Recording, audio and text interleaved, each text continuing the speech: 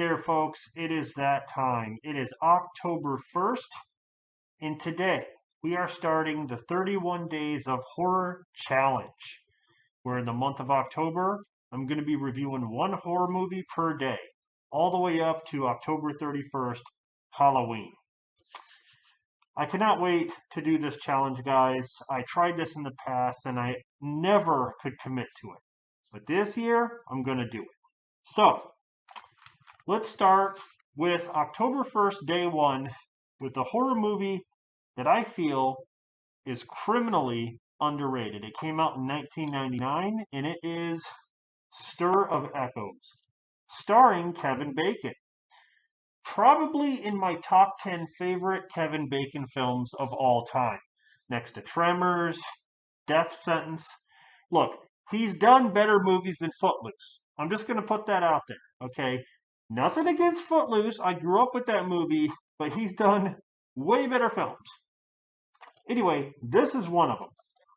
Basically, about a guy who gets hypnotized and opens the door to like a sixth sense where he starts seeing stuff. And there's a ghost in his house, your typical haunted house theme. And he tries to understand what it wants. Really cool movie, really creepy atmosphere. The ghost, played by Jennifer Morrison, I think that's her name. She plays Samantha, this ghost girl that appears in his apartment. And she's sitting on the edge of the couch. She sits there and she tries to talk to him. And he can't understand what she's saying. She like reaches out her hand like this, and really creepy image. There's this one image where she's standing in the doorway and she's looking at him, and she's like moving like that. I'm like, holy crap!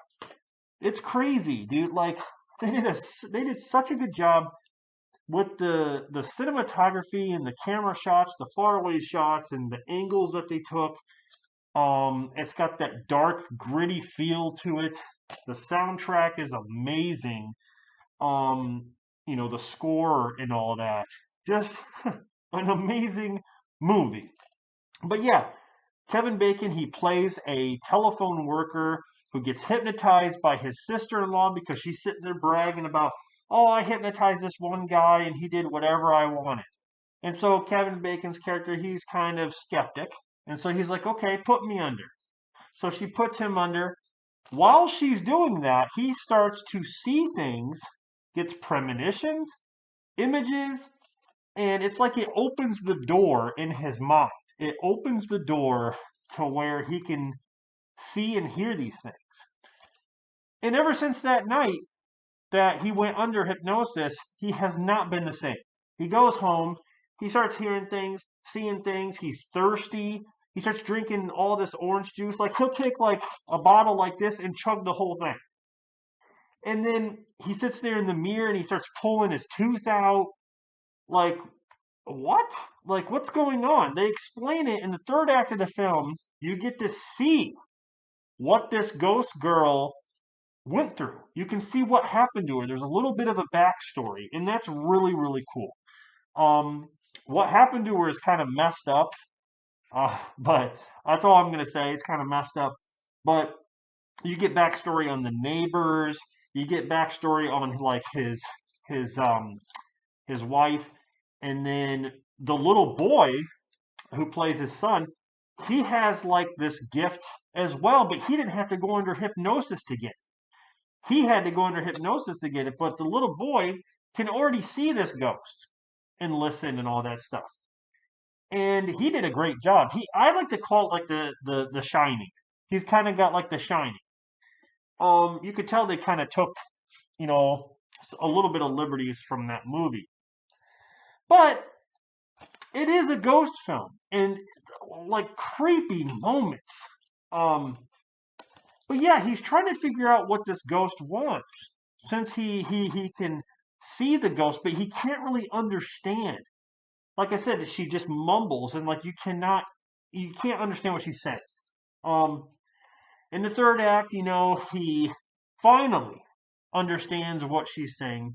He does her bidding, and uncovers the truth about what really happened to her.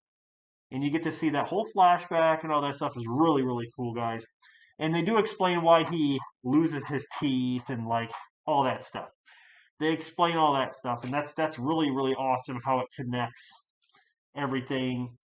He basically lives through what she went through. Um, Awesome movie, guys. I think they made a second movie. Who was it? Was that Rob Lowe that was in it? Stir of Echoes 2? I have not seen that, but definitely check this movie out if you have not. This is my recommendation to you guys. Check out Stir of Echoes. You will not be disappointed. Like I said, great music, great cinematography, great acting, just a great movie overall. Stir of Echoes 1999 was my pick for day one of the 31 Days of Horror Challenge. So, hope you enjoyed this review. Stay tuned for day two, October 2nd, where I pick and review another horror film. So, see you next time.